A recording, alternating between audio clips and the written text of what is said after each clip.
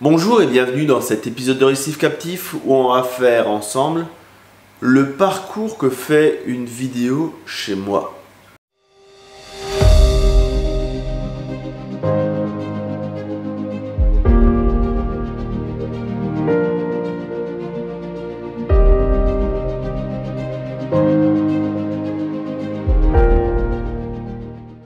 Avant de commencer cet épisode, n'oubliez pas les pouces bleus, abonnez-vous, la cloche et on va faire un épisode un petit peu vlog pour voir un petit peu comment ça se passe chez moi pour faire des vidéos.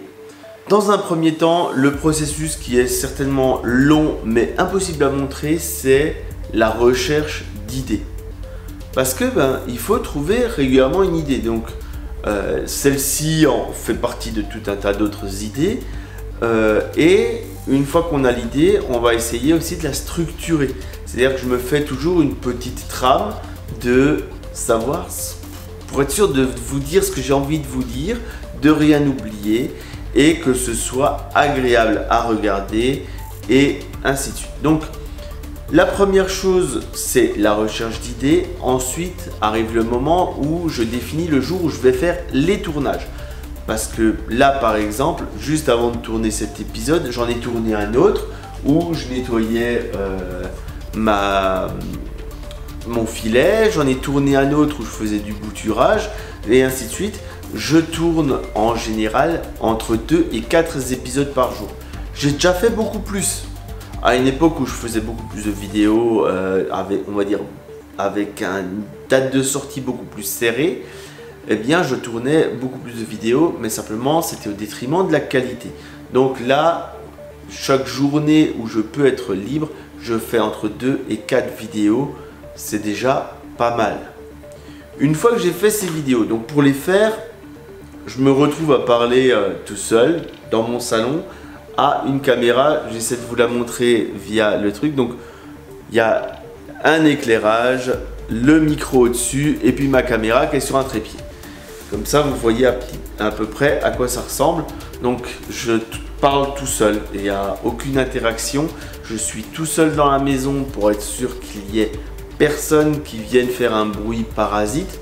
Ça arrive que ma femme soit là, mais je le fais le moins possible parce que c'est pénible. Il faut éteindre la télé, éviter de faire des activités qui font du bruit, ce genre de choses. Donc, j'évite d'avoir ma femme à côté de moi pour les moments où je fais le tournage. Ça donc ça se fait à des moments de calme et si j'arrive pas à tourner tout ce que je veux, c'est pas grave, je tournerai les éléments qui me manquent par la suite. Une fois que j'ai l'ensemble des éléments que j'ai filmés, on va arriver au dérushage et au montage. Donc là il y en a pour quelques heures. Je vais vous emmener avec moi à mon bureau parce que ce qui est pratique, c'est que le bureau, en fait, il est juste là. Je vous emmène. Regardez. La suite, elle se passe là. Hein? C'est-à-dire que là, il y a l'aquarium. Et là, vous l'avez reconnu, c'est l'ordinateur. Enfin, vous l'avez reconnu. Non, en fait, vous l'avez jamais vu. Mais en fait, j'ai là mon ordinateur avec les logiciels que j'utilise. Donc je vais vous faire approcher et on va discuter un petit peu des différents logiciels que j'utilise. On est à l'ordinateur et à ce moment là on fait donc la partie vraiment purement montage. Donc pour ça j'utilise un logiciel qui s'appelle DaVinci Resolve. La vidéo qui est là sur le montage, normalement elle est déjà sur YouTube depuis un moment, mais c'est juste pour vous montrer en fait. Je vais dans différents écrans chercher des rushs, donc des morceaux de vidéo. Hein, par exemple ici. Je viens ici sélectionner, je veux de la partie là à la partie là et venir le rentrer dans ce qu'on appelle une timeline.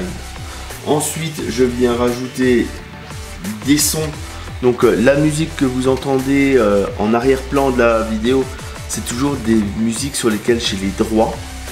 Hein, c'est très important, hein, vous ne me verrez jamais avec du David Guetta ou ce genre de choses parce que en fait ça coûte de l'argent de pouvoir l'utiliser sur une vidéo. Donc je fais en sorte d'utiliser des morceaux de musique sur lesquels j'ai les droits.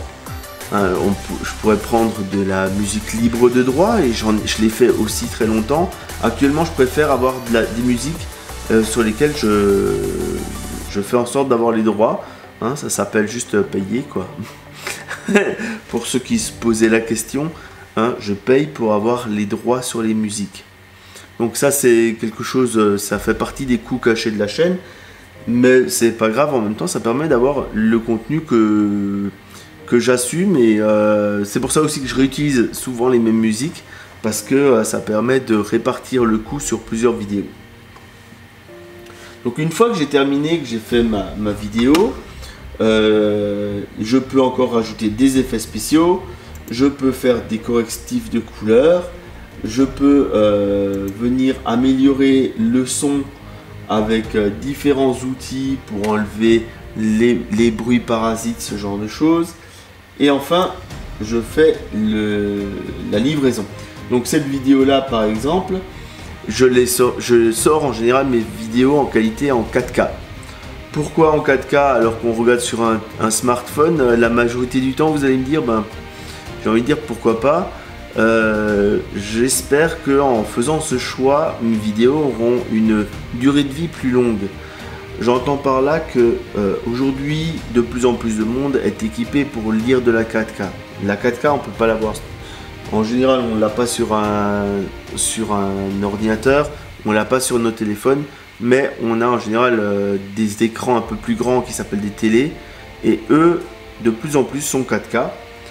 Et on va dire que dans les 10 ans qui viennent, pratiquement tout le monde aura un écran 4K à la maison. Et comme il y a de plus en plus de monde qui regarde les vidéos YouTube sur la télé, ça permet d'avoir un contenu le plus beau possible. Une fois que j'ai fait ça, donc le rendu de cette vidéo là, la vidéo elle fait 17 minutes, mon ordinateur il a mis 3h15 à faire le rendu. Ça veut dire que pendant 3h15, je n'ai pas touché ma machine. Je l'ai juste laissé travailler pour qu'elle me fasse un fichier qui fait 1 giga 7. Ensuite, j'arrive sur YouTube. Donc sur ma chaîne, je prends mon fichier et je l'upload. Là encore, je suis en ADSL, donc c'est très lent. Pour envoyer ma vidéo, il faut 8 à 10 heures. Donc en général, je fais ça pendant la nuit, et pendant 8 à 10 heures, ma connexion elle est occupée à envoyer la vidéo. Une fois que ça c'est fait, je vais faire rajouter les petites pop-up à la fin, gérer tout ça, et je vais aller ajouter un article sur mon blog. Donc ça c'est pareil, ça prend du temps, c'est du rédactionnel. Je vais écrire dans une zone d'administration à laquelle vous n'avez normalement pas accès. Je vais écrire mon article. Souvent je l'écris après la vidéo. Pourquoi j'écris mon article après la vidéo? Parce que si je l'écrivais avant, je ne pourrais pas adapter en fonction des choses qui sont passées à la vidéo ou pas. Je m'explique. Parfois j'ai envie de filmer un truc, et une fois que c'est filmé, moi je suis sur mon action et je vois pas si c'est joliment passé ou pas à la vidéo. Et parfois c'est tellement moche que je coupe. Et donc si je parle de vous aurez vu dans la vidéo ceci cela et que ça n'y est pas, ça le fait moyen. Donc j'écris toujours ma vidéo une fois qu'elle est finie d'être montée. J'ai parfois des prises de notes préalables. Ça dans la partie recherche, ce genre de choses. Quand j'ai des bonnes idées, parfois j'ai des sacrées prises de notes. J'ai parfois plusieurs pages de prises de notes. Mais ces prises de notes, ensuite, elles servent à écrire cet article-là. Une fois que tout est prêt, eh bien, je livre. Je livre donc la vidéo et l'article sur mon Facebook, sur Twitter. Et puis c'est tout. Donc c'est très rare que sur Instagram je fasse un post exprès pour dire il y a une nouvelle vidéo, mais en général c'est annoncé sur Facebook et sur Twitter la vidéo elle est sur YouTube et le contenu est sur mon site web. Voilà, c'est à peu près ça, et une fois que ça c'est fait, ben je recommence. C'est-à-dire que je passe au montage de la vidéo suivante, je la monte et ainsi de suite, et au fur et à mesure j'ai des idées qui me viennent, j'ai un petit fichier texte dans lequel je me mets mes petites idées, et une fois que j'ai quelques idées, je définis une date de tournage, je tourne les vidéos dont j'ai besoin et voilà. Il y a bien sûr des exceptions pour les dates de tournage, c'est quand je suis en visite quelque part, quand je vais dans une boutique, quand je vais chez un aquariophile. Là c'est un peu différent au niveau du planning, mais toujours est-il qu'on définit une date, on fait le tournage et la vidéo parfois vous allez la voir sur ma chaîne un mois plus tard parce qu'il y a le temps de production derrière.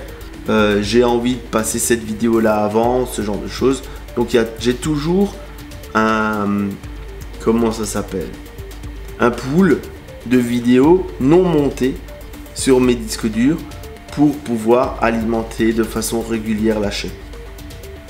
Voilà, vous en savez un petit peu plus sur le background, enfin la face cachée de la chaîne, hein. C'est donc le site internet, c'est pour ceux qui sont intéressés, c'est un WordPress.